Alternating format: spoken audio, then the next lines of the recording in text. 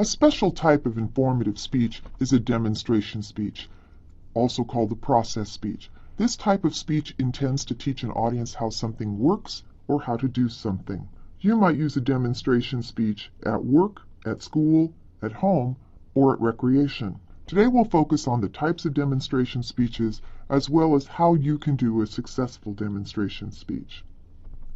The 4 types of demonstration speeches are to demonstrate how something works, how something is made, how something is done, or how something happens.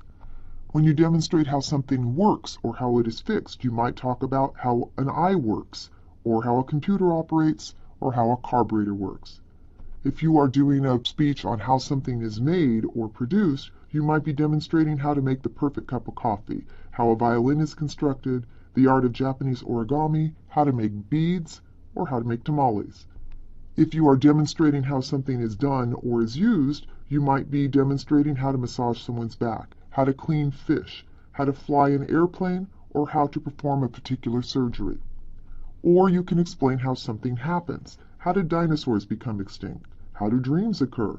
How do pearls form? Or how does a particular disease develop? The first consideration in preparing a good demonstration speech is to focus on the topic. What things might you consider? Well, first you'll want to review the situation. Where is it going to be held? What is the facility like? And what's the purpose of the speech? The second thing to consider is the time limit. How long do you have to actually demonstrate what it is you are planning to demonstrate? And keep in mind that everything takes longer than you think. While it may only take you 2 minutes to make a good cup of coffee at home, when you are in front of the audience and explaining all the steps, it's going to take significantly longer. There may be some limitations on the topic that are either imposed by yourself, what you've limited yourself to, or perhaps what an instructor or an employer has given you. You'll want to review what you know and are interested in, because that might lead to good topics. What does the audience already know and what do they already find interesting, as well as what they might find interesting? You should also consider your access to aids and resources. Do you actually have the ability to get a Recessa Annie if you're thinking about doing a demonstration speech on how to perform CPR? And are the resources that you were required, for example, are there a certain number of source citations that you need to include? That might make a difference for you. Now that you've got a good topic, it's time to develop a logical outline. For this, let's assume that we're doing a demonstration speech on cartoons, and we'll talk about 3 different outlines for this. If your purpose is to explain the process of creating a comic strip, you might use a chronological organization, which would involve designing a comic strip, drawing a comic strip, and then producing that strip. If your purpose is to teach your audience how to draw a cartoon character, you may use a spatial organization, starting with drawing the head, the upper body, and then ending with the lower body.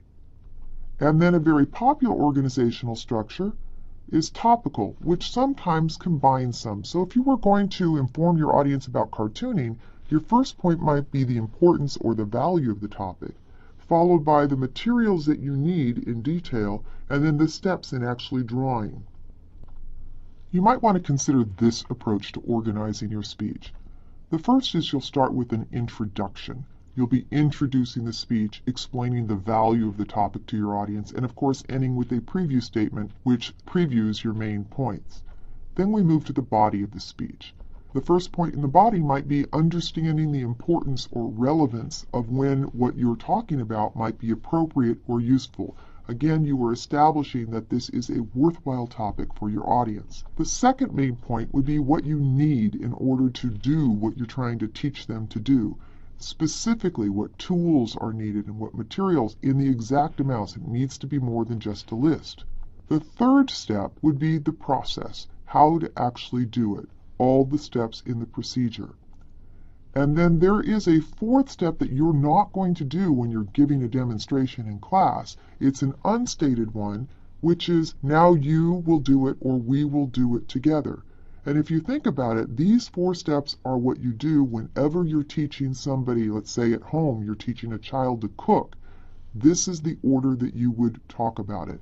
But in a speech in a classroom situation, we likely wouldn't have time to do the 4th step.